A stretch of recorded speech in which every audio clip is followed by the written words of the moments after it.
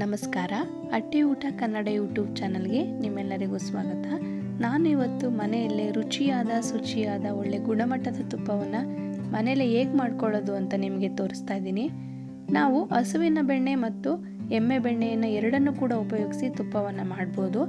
ಮಾಡುವಂಥ ವಿಧಾನ ಒಂದೇ, ಆದರೆ ರುಚಿಯಲ್ಲಿ ಸ್ವಲ್ಪ ವ್ಯತ್ಯಾಸ ಕಾಣಿಸುತ್ತೆ.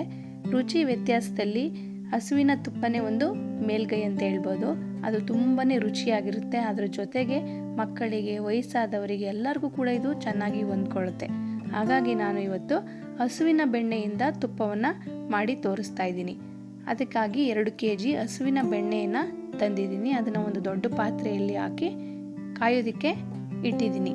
ನಾನು ಅಲ್ಯೂಮಿನಿಯಂ ಪಾತ್ರೆಯನ್ನು ಬಳಸಿ ಕಾಯಿಸ್ತಾ ಇದ್ದೀನಿ. ಯಾಕಂದರೆ ಸ್ಟೀಲ್ ಪಾತ್ರೆ ಸ್ವಲ್ಪ ಉರಿ ಹೆಚ್ಚಾಗಿ ತಾಕೋದ್ರಿಂದ ಅದು ತುಪ್ಪ ಹಾಳಾಗುವಂಥ ಅವಕಾಶಗಳು ಜಾಸ್ತಿ ಇರುತ್ತೆ. ಅದಕ್ಕೋಸ್ಕರ ನಾನು ಅಲ್ಯೂಮಿನಿಯಂ ಪಾತ್ರೆಯಲ್ಲೇ ಮಾಡ್ತಾ ಇದ್ದೀನಿ. ನೋಡಿ, ಇವಾಗ ಅದನ್ನು ಕಾಯೋದಕ್ಕೆ ಇಟ್ಟಿದ್ದೀನಿ.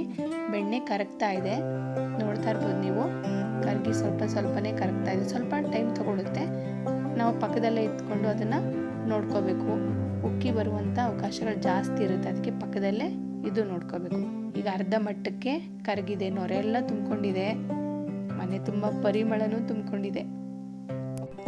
ಈ ನೊರೆ ಎಲ್ಲ ಕಡಿಮೆ ಆಗೋವರೆಗೂ ನಾವು ಕಾಯಿಸ್ಬೇಕು. ನೋಡಿ, ಈಗಾಗಲೇ ಒಂಬಣ್ಣ ಕಾಣಿಸ್ತಾ ಇದೆ, ಚಿನ್ನದ ಬಣ್ಣದಲ್ಲಿ ಅದು ಕಾಣಿಸ್ತಾ ಇದೆ. ನೊರೆನೂ ಕೂಡ ಕಮ್ಮಿ ಆಗ್ತಾ ಇದೆ.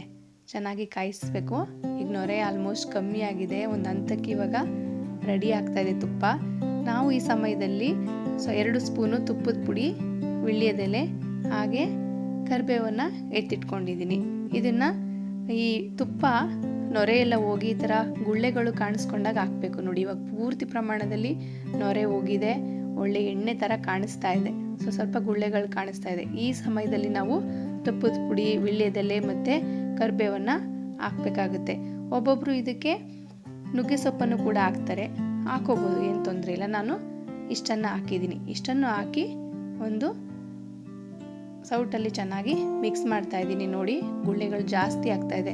ಈ ಸಮಯದಲ್ಲಿ ನಾವು ಏನು ಮಾಡಬೇಕು, ಮಿಕ್ಸ್ ಮಾಡಿ ತಕ್ಷಣ ಸ್ಟವ್ನ ಆಫ್ ಮಾಡಬೇಕು. ಏನಾದರೂ ಇದಕ್ಕಿಂತ ಹೆಚ್ಚಾಗಿ ಕಾಯಿಸೋಕೆ ಹೋದರೆ ಏನಾಗುತ್ತೆ, ತುಪ್ಪ ಕಪ್ಪಾಗ್ಬಿಡುತ್ತೆ, ಹಾಗೆ ಮರಳಾಗಿ ತುಪ್ಪ ಸಿಗೋದಿಲ್ಲ. ಅದಕ್ಕೆ ಇವಾಗ ನಾನು ಸ್ಟವನ್ನು ಆಫ್ ಮಾಡಿದ್ದೀನಿ. ತುಪ್ಪ ರೆಡಿ ಆಯಿತು. ಸ್ವಲ್ಪ ಇದನ್ನು ತಣ್ಣಗೆ ಹಾಕೋಕ್ಕೆ ಬಿಟ್ಟು ಈಗ ತುಪ್ಪವನ್ನು ನಾನು ಒಂದು ಪಾತ್ರೆಯಲ್ಲಿ ಶೋಧಿಸಿ ಎತ್ತಿಟ್ಕೊತಾ ಇದ್ದೀನಿ. ನೋಡ್ಬೋದು ನೀವು ಹೆಂಗೆ ಕಾಣಿಸ್ತಾ ಇದೆ ತುಪ್ಪ ಅಂತ. ಒಳ್ಳೆ ಹೊಂಬಣ್ಣದಲ್ಲಿ ಕಾಣಿಸ್ತಾ ಇದೆ. ಮನೆ ತುಂಬ ಪರಿಮಳ ಅಂತ ತುಂಬೋಗ್ಬಿಟ್ಟಿದೆ. ಒಳ್ಳೆ ಶುದ್ಧವಾದಂಥ ತುಪ್ಪವನ್ನು ನಾವು ಮನೆಯಲ್ಲೇ ಮಾಡ್ಕೊಂಡು ತಿಂದರೆ ಎಷ್ಟು ಚೆನ್ನಾಗಿರುತ್ತೆ ಅಲ್ವಾ. ಮತ್ತೆ ಆಗ್ತಡ ನೀವು ಕೂಡ ನಿಮ್ಮ ಮನೆಯಲ್ಲಿ ಇದೇ ಥರದ ಶುದ್ಧವಾದಂಥ ತುಪ್ಪವನ್ನು ನೀವೇ ಮಾಡ್ಕೊಳ್ಳಿ. ಹಾಗೆ ನಮ್ಮ ಅಟ್ಟಿ ಊಟ ಕನ್ನಡ ಯೂಟ್ಯೂಬ್ ಚಾನಲ್ನ ಸಬ್ಸ್ಕ್ರೈಬ್ ಮಾಡಿ ಮತ್ತು ಪಕ್ಕದಲ್ಲೇ ಇರುವಂಥ ಬೆಲ್ ಐಕನ್ನ ಕ್ಲಿಕ್ ಮಾಡಿ. ಧನ್ಯವಾದಗಳು.